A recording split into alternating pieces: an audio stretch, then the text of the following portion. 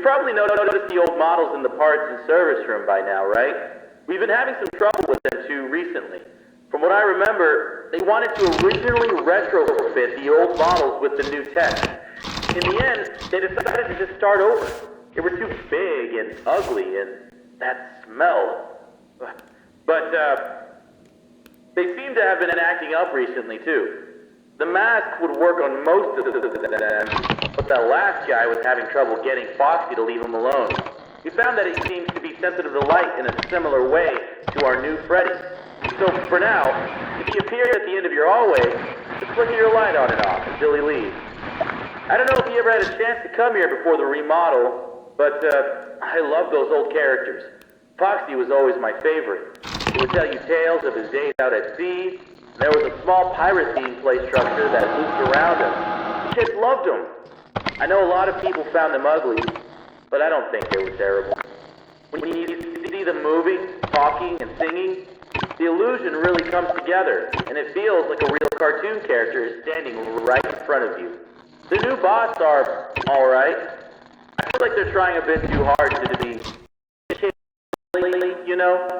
They tried to do the whole play space surrounding Foxy again, but having him right by the ball pit ended up being a bit of a hazard.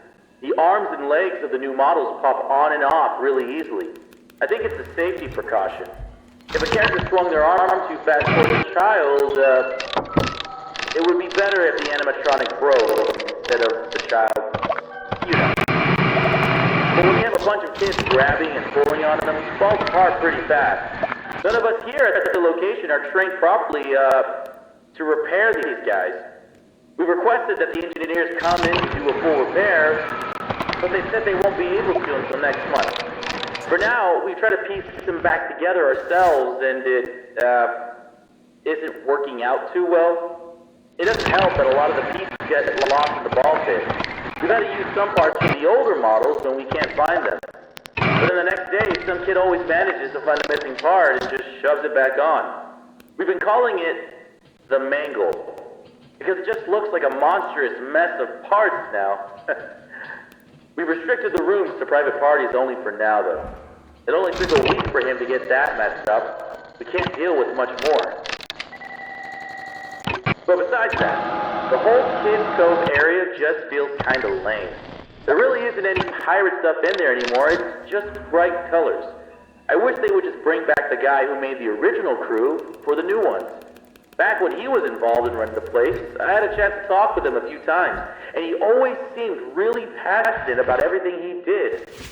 But, I think in the end, it was his decision to leave. I think something happened to his daughter, but I never really looked into it. After that, his business partner filled in his place, and things never really felt the same.